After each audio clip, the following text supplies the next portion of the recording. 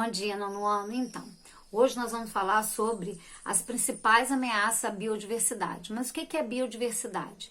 A biodiversidade é a variedade de espécies que tem no ambiente. Ou seja, são os tipos de diferentes espécies que existem na Terra. Existe, é claro, que lugares que têm mais biodiversidade do que outros, que é o caso das florestas tropicais. Elas têm muito mais biodiversidade que, por exemplo, que os desertos.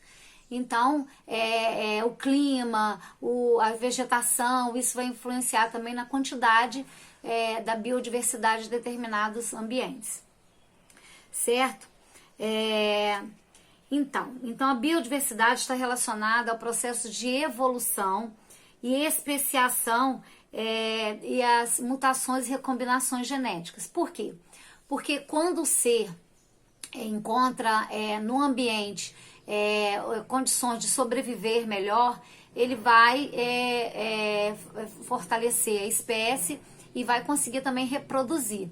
Se do contrário ele não conseguir sobreviver, não conseguir se reproduzir, não conseguir alimento, moradia no ambiente, ele vai acabar se extinguindo, certo?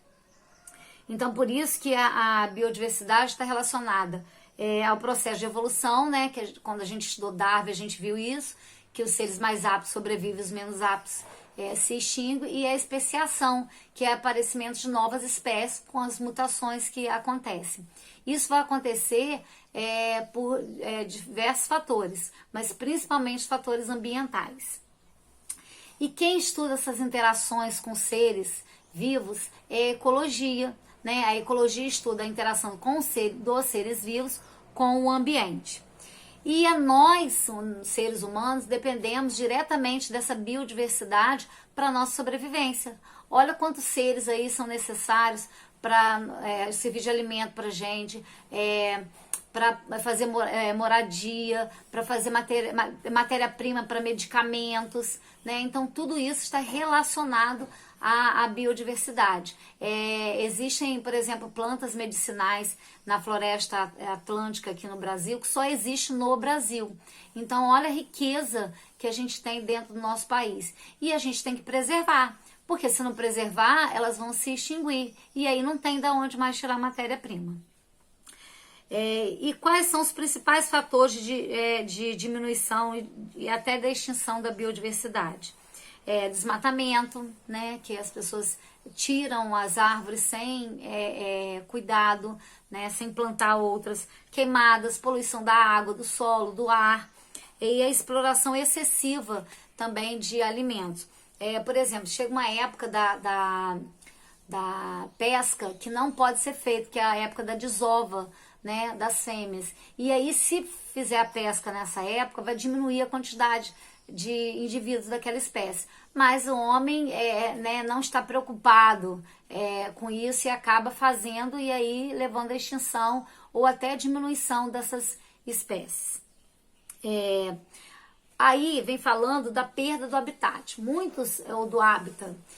Muitos seres, quando perdem o hábitat deles, eles vão procurar outros. Ou quando não encontram, eles vão acabar se extinguindo, porque a gente não tem onde morar, o ser vivo, nós, os homens, temos facilidade para nos adaptar a qualquer clima, qualquer circunstância, mas o ser vivo às vezes não tem essa adaptação, não tem essa facilidade, então ele acaba se extinguindo. Então a perda do hábitat é uma das causas para perda, para não sobrevivência da espécie, tá?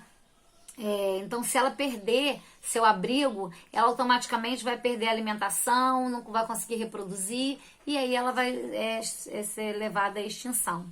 O desmatamento, a poluição e as queimadas são os principais responsáveis pela destruição dos hábitats, tá? Agora, o que são espécies exóticas invasoras? Bem, espécies nativas são espécies daquele lugar. Então, vamos dizer que aqui Cambuci, a espécie nativa de Cambuci é o oiti, essas árvores que tem aí na nossa cidade, né? Geralmente aí, quase toda a rua tem. Então, essa oiti vamos dizer que é uma planta, uma espécie nativa, ou seja, é da nossa região.